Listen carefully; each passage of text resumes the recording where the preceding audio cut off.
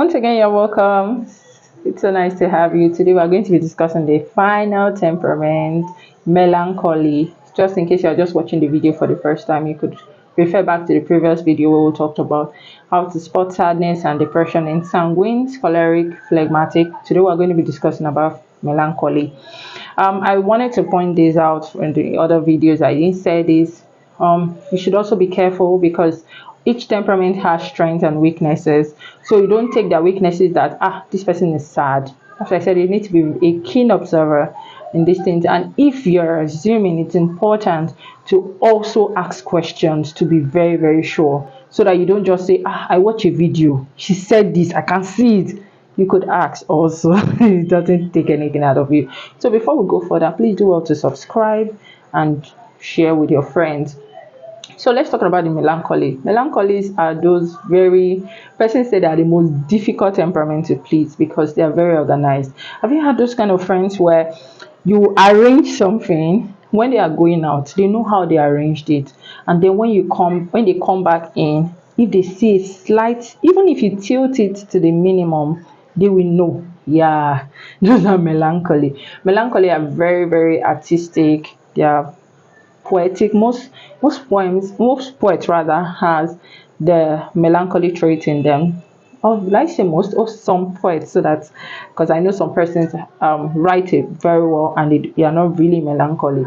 Or in case you're still wondering, is it possible for me to possess all of this? That's why I said there is primary and there's secondary. Doesn't mean you cannot exhibit each of these temperament. Don't say, it's only this one I'm taking. No, it's possible you exhibit all of them, but just that there are two that are more pronounced. All right. So now these persons are melancholy, are considerate. Yeah, they're considerate.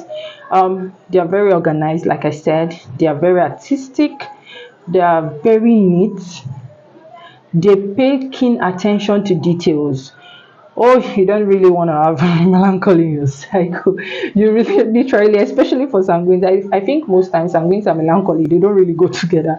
I'm talking about friendship, except when they come to understand each other, because they can fight a lot. Because sanguines are very disorganized, but melancholies are very organized. They're those persons that have to do lists and they stick to it from beginning till the end. They're the ones that said this is the task we want to do, and they will stick to it. They are that organized.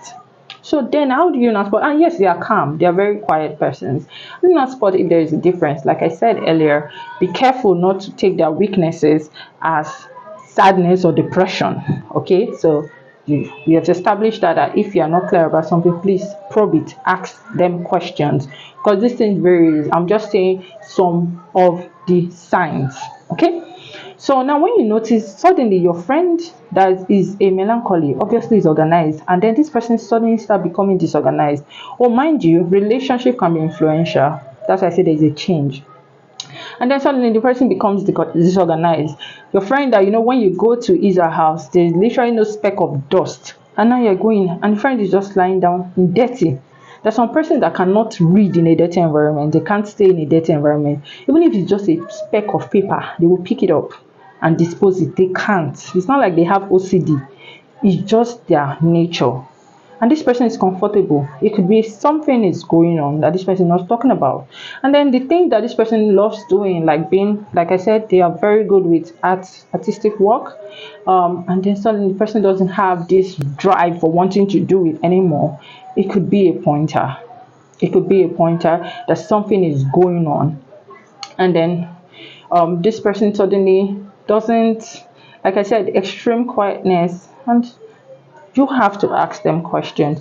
You have to ask yourself questions. Oh, what happened? What's going on? Is it because like relationship can affect you positively or negatively? And there's no how you're in a relationship with persons, not really romantic relationship, general relationship, platonic, that you don't pick traits from persons. So you can check, oh, this is just a change because of my friend.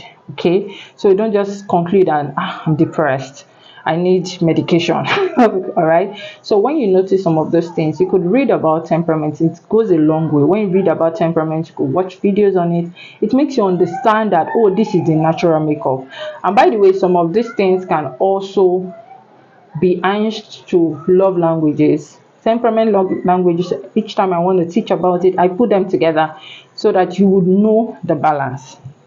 All right, so I hope these few tips was able to help. Like I said, please probe to be clear, don't conclude. Conclusion, it's not going to help. Ask this person question, or what's going on, ask yourself question. And if you can't even get the answers yourself, then talk to somebody. Did you notice that there's a change in me? Since when did you notice? What are the signs you notice? Things like that, it can go a very long way. And in case you want to book for your sessions, your therapy session, counseling, we are open for booking. You can chat us up rather on Instagram, Raise Up Integrated Consult. And then you can follow me on Facebook, Enable Blessing, and you can subscribe for more content. Thank you very much. Till we see you again. Bye.